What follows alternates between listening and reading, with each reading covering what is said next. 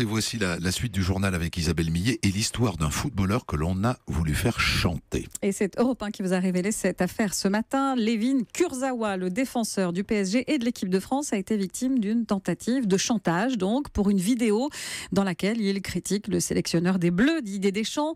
Alors, 4 suspects ont été arrêtés fin août, 3 écroués, même si on a appris l'affaire qu'aujourd'hui. Ils ont tenté de lui estorquer 250 000 € après l'avoir filmé à son insu dans un bar à chicha. Il tenait donc des propos plutôt très crus et faisait des gestes déplacés à l'égard de Didier Deschamps. Et alors, vous allez me dire, il n'est pas le premier à critiquer son entraîneur. On se souvient notamment du dérapage de Serge Aurier sur les réseaux sociaux. En tout cas, Raymond Domenech dénonce un comportement qui, selon lui, laissera des traces. Le sélectionneur, il est coincé, il est pris au piège. Il est pris au piège maintenant parce que il sait pas encore, on sait pas la teneur de ce qui est dit, mais ça va porter préjudice à leur relation, à la relation de l'entraîneur avec les autres joueurs.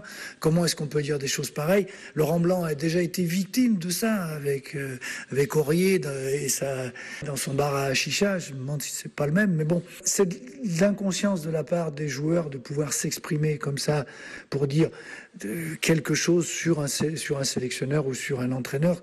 Ça n'a pas de sens. Ils n'ont pas compris les règles, les rouages de la communication actuelle. Il n'est pas que victime. Il est aussi un peu coupable quand même. Raymond Domenech au micro Europe 1 de Cyril de la Morinerie. Enfin, pour moi, il est surtout victime quand même. Parce que si on peut plus dire quoi que ce soit dans un lieu privé, alors on n'a plus qu'à aller se coucher. Direct.